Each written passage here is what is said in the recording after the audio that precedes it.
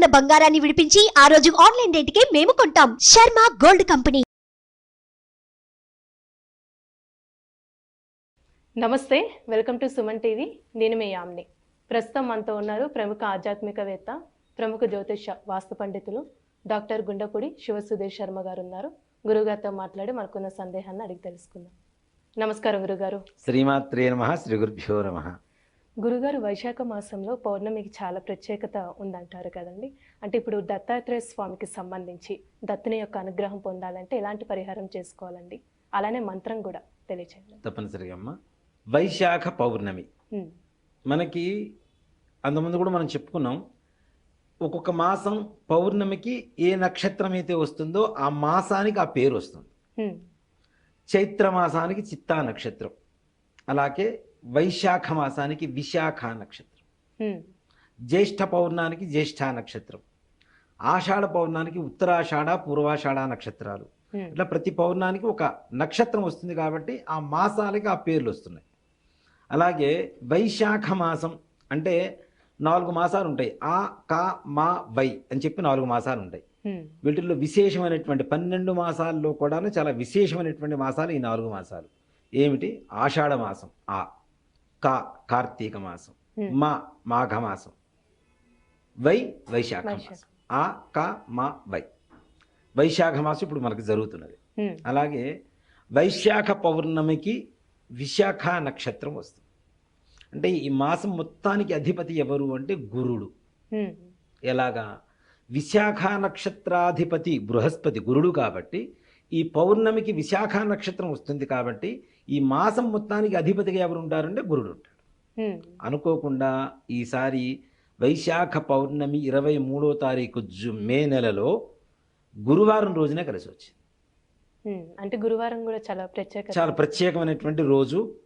ఇక్కడ విశాఖ నక్షత్రాధిపతి వైశాఖ మాసం గురువు, అందులో గురువారం రావటం, అందులో పౌర్ణమి రోజున కలిసి రావటం. పౌర్ణమి అంటేనే మనకు గుర్తొచ్చేటువంటి దైవాలలో లలిత అమ్మవారు, లక్ష్మీ అమ్మవారు, ముఖ్యంగా సత్యనారాయణ స్వామి, అలానే ఇంకా ముఖ్యంగా ఇప్పుడున్నటువంటి రోజుల్లో దత్తాత్రేయుడు. గాన్గాపూర్లో మనం పౌర్ణమి రోజున దర్శనానికి వెళ్తే దర్శనం జరగడం కూడా కష్టతరమైనంత, ఇసకేస్తే కింద రానంత జనాలు ఉంటారు, భక్తులు ఉంటారు. అంత ప్రీతికరమైనటువంటి రోజు పౌర్ణమి దత్తాత్రేయుడికి. అలాంటిది గురువారం కలిసి రావడం, అందులో విశాఖ నక్షత్రాధిపతి గురుడు కలిసి రావడం, నిజంగా ఒక మాట చెప్పాలంటే ఎన్నో సంవత్సరాలకు కానీ ఇలాంటి రోజు కలిసి వచ్చేటువంటి అదృష్టం అది మన తరంలో మనకి బుద్ధెరిగి మనకి తెలిసి దాని విశిష్టత గురించి తెలుసుకొని దానికి ఉండేటువంటి వ్రతాన్ని ఆచరిస్తూ మంత్రాన్ని జపిస్తూ దాని ఫలితాన్ని పొందడం అనేది పూర్వజన్మ సుకృతంగా చెప్పవచ్చు కదా. ఇప్పుడు ఇట్లాంటి రోజు వస్తుంది, తెలియని వాళ్ళకు కూడా మనం తెలియజేస్తున్నాము. తెలుసుకున్న తర్వాత వెంటనే దాని యొక్క ప్రభావాన్ని తెలుసుకొని మనం చెప్పేటువంటి ఒక మంత్రమో లేదంటే వ్రతమో ఏదో పూజో చేసుకుంటే ఎంత ఫలితాన్ని పొందుతున్నారు. ఓ మాట చెప్పండి, ఇది కూడా ఒక రకమైనటువంటి ప్రజాసేవ కిందకి వస్తుంది. అందరికీ తెలియజేయటం, జ్ఞానాన్ని పంచడం. ఓ మాట చెప్పాలండి, ఇలాగా వైశాఖ మాసంలో పౌర్ణమి గురువారం కలిసి వచ్చిన రోజున దత్తాత్రేయ ఆరాధన చేస్తే చాలా విశేషమైనటువంటి యోగం కలుగుతుందమ్మా. అది కూడాను దత్తాత్రేయుడు మహత్యం ఎలా ఉంటుంది అంటే మన పక్కన మనతోనే ఉంటాడు. మనం గ్రహించడం ఒక్కడే ఆలస్యం. ఈయన దత్తాత్రేయుడు, ఈయన దత్తుడు అని చెప్పి మనం తెలుసుకోవడమే ఆలస్యం.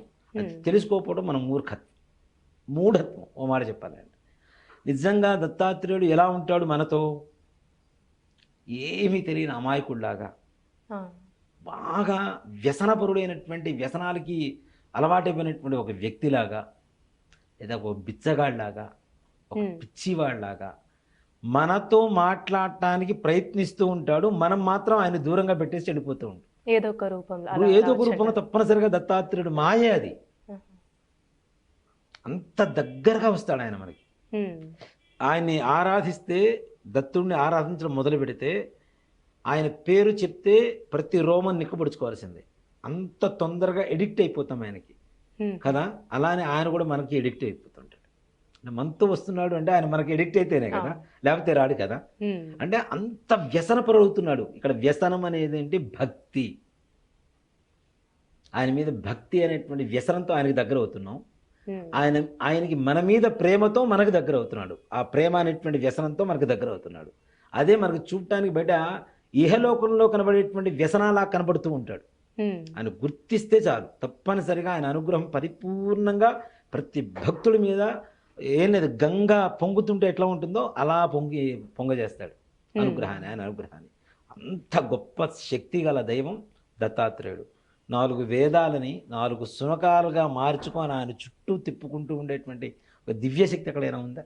లేదండి. అలానే ఇప్పుడు మనం చాలా వరకు పరిహారాలు చెప్తూ ఉంటాం. మీరు ఆ పని చేయండి బాగుంటుంది, ఈ పని చేయండి బాగుంటుంది అని చెప్తూ ఉంటాం కదా. ఈ పరిహారాలన్నీ కూడా ఎవరు కనిపెట్టారు? ఇది ఇంతవరకు ఎవరు చెప్పలేదమ్మా, చెప్తున్నాను. దత్తాత్రేయ మంత్ర యంత్ర తంత్ర రహస్యాలు అని చెప్పి కొన్ని పుస్తకాలు ఉంటాయి. కేరళలో దత్తాత్రేయ స్వామి వారి ద్వారా వచ్చినటువంటి మంత్రయంత్ర తంత్రాలు ఇవన్నీ కూడా ఇప్పుడు చెప్పుకునేటువంటి మనం చెప్పుకునే ఉపచారాలు పరిహారాలు ఏవైతే ఉన్నాయో అవన్నీ కూడాను ఆయన దగ్గర నుంచి వచ్చినటువంటి దివ్య ప్రసాదమే. అది ఎవరికి తెలియదు. పసుపు రాస్తే ఇచ్చేస్తాం, మన తోలుబాకు మీద ఇలా చేస్తాం, లేదంటే తేనె పెట్టండి, చండ్రకరతో కాల్చండి, ఇవన్నీ కూడా ఈ పరిహారాలు మొత్తం దత్తాత్రేయుడు స్వామివారు చెప్పినటువంటివే ఈ పరిహారాలన్నీ కూడా. అంటే ఇహలోకంలో మానవుడు సుఖంగా ఉండడానికి, ముక్తి మార్గంలో తరించడానికి ఏకైక ఒక మార్గాన్ని చూపించినటువంటి ఏకైక శక్తి ఎవరన్నా ఉన్నారు భగవంతుడు అంటే దత్తాత్రేయుడు మాత్రమే. అలాంటి భగవంతుణ్ణి వైశాఖ పౌర్ణమి గురువారం విశాఖ నక్షత్రం సమయంలో పూజించడం ద్వారా వచ్చేటువంటి ఫలితం అంతా ఇంత అని చెప్పుకోవడానికి ఎక్కడ అవకాశం లేదు. ప్రత్యేకంగా ఏ విధంగా పూజిస్తే మంచిదండి దత్తుణ్ణి ఆ రోజు? దత్తుడికి ఇక్కడ నియమ నిష్టలు లేవమ్మా. ఇక్కడ ఓ మాట చెప్పాలి, అలా అని చెప్పి మరీ మనం ఏదో బురదలో పుర్లు వేసి వచ్చి మనం అట్లాంటి బట్టలతో మనం జపం చేస్తామని కాదు. పొద్దున్నే స్నానం చేసి చక్కగా ఒక్కటే మంత్రం, ఓం ద్రాం దత్తాత్రేయాయ నమః. ఈ మంత్రం ఎన్నిసార్లు, పెద్ద మంత్రం కాదు, పెద్ద కష్టపడే మంత్రం కాదు, ఒత్తులు పొల్లులు ఇవన్నీ ఉండేటువంటి మంత్రం కాదు, నోరు తిరగనేటువంటి మంత్రం కాదు, దత్తనామం అంతే. ఓం ద్రాం దత్తాత్రేయాయ నమః. ఈ మంత్రాన్ని పొద్దునుంచి ఆ రోజున ఎన్నిసార్లు జపం చేయగలిగితే చేయండి. తప్పనిసరిగా దత్తుడు మీ దగ్గరకు రాకపోతే అడగండి.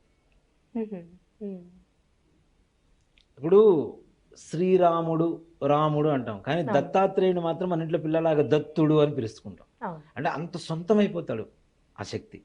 కాబట్టి ఈ మంత్రాన్ని పొద్దున్నుంచి ఎప్పుడైతే స్నానం చేస్తామో అప్పటి నుంచి ఒక్కసారి మన గురుదేవుల్ని ప్రార్థించుకొని, దత్తాత్రేయుని ప్రార్థించుకొని, లేదు అవకాశం ఉంటే ఆ ఒక్క రోజులోనే గురు చరిత్ర మొత్తం పారాయణ చేసినా కూడా విశేషమైనటువంటి యోగం సంపూర్ణంగా ఫలిస్తుంది. సంపూర్ణమైనటువంటి ఫలితాన్ని పొందవచ్చు మనం తప్పనిసరిగా. ఆ విధంగా దత్తాత్రేయుడు మనతో మన దగ్గరుంటూ మనకు కావలసినటువంటి పనులు ఏవైతే ఉన్నాయో అవన్నీ కూడా నిర్విఘ్నంగా ముందుకు తీసుకువెళ్ళడానికి, ఆయన అనుగ్రహం కలగడానికి ఒక్క మంత్రం జపం చేసుకుంటే చాలు, ఇంకేం అక్కర్లేదు. మరి నివేదనలు ఏమైనా పెట్టాలా ఇవి అంటే నిజంగా అవకాశం ఉన్నంత వరకు ఉదయం అంతా కూడా ఈ నామస్మరణ చేసుకుంటూ సాయంకాలం దత్తాత్రేయుడు గుడికి వెళ్ళి శనగలు గుగ్గిళ్ళు ఉంటాయి కదా, 1 కేజీ బావు చేయండి, ఇంట్లో చక్కగా ఉడకబెట్టి పోపు వేయండి, దేవాలయం తీసుకెళ్ళి నివేదన పెట్టేసి అందరికి పంచి పెట్టండి ప్రసాదం. కొద్దిగా మీరు కూడా ప్రసాదం తీసుకోండి. అలానే ఆ రోజు కొంచెం కుక్కలకు కూడా ఏమైనా పెట్టాలి అంటారు. తప్పనిసరిగా అమ్మ. ఈ అంటే ఆయన చుట్టూ ఉండేది అవే కదా, వాటికి నిజంగా ఓ మాట చెప్పాలి అంటే వాటిని మనం ఈ స్వీట్స్ అరిసెలు బూరెలు అంటాం కదా, అట్లాంటివి చేసి పెట్టినా, అట్లాంటివి కొనుక్కొచ్చి పెట్టినా, ఇవాళ రోజున కొనుక్కోవడానికి కూడా పెద్ద సమస్య కాదు. అలాంటివి కొనుక్కొచ్చి పెట్టినా సరే వాటికి పొద్దున్నే, లేదు ఈ బీద వాళ్ళు ఉంటారు చూడండి, వీళ్ళకి రొట్టెలు, చపాతి, పుల్కా ఇట్లాంటివి ఉంటాయి కదా, ఇలాంటివి చేసి వాళ్ళకి పంచి పెట్టడం ద్వారా మంచి ఫలితం వస్తుంది. అలాగే దాన్నే బుద్ధ జయంతి అని కూడా పిలుస్తారు. బుద్ధ జయంతి అదే రోజున వైశాఖ పౌర్ణమి. మన ఇక్కడ హుసేన్ సాగర్లో కూడా చూడండి, బుద్ధుడికి విశేషమైనటువంటి ఇది చేస్తూ ఉంటారు, అలంకరణలు ఇవన్నీ చేస్తూ ఉంటారు. బుద్ధ పౌర్ణమి కూడా అదే రోజు, బుద్ధ జయంతి అంటారు. అంటే బుద్ధుడు పుట్టినటువంటి రోజు. కాబట్టి అంటే మన బుద్ధి వికాసానికి, అలాగే మన భవిష్యత్ బాగుండడానికి విశేషమైనటువంటి రోజుగా ఈ జూన్ 23వ తారీఖు వైశాఖ శుద్ధ పౌర్ణమి గురువారం చెప్పబడుతుంది. కాబట్టి ఈ మంత్రాన్ని తప్పనిసరిగా ప్రతి ఒక్కరు కూడా నామస్మరణ చేయండి. దత్తాత్రేయుడు పరిపూర్ణమైనటువంటి అనుగ్రహానికి పాత్రులై స్వామివారి నిజరూప సందర్శన సౌభాగ్యాన్ని పొంది తరించండి.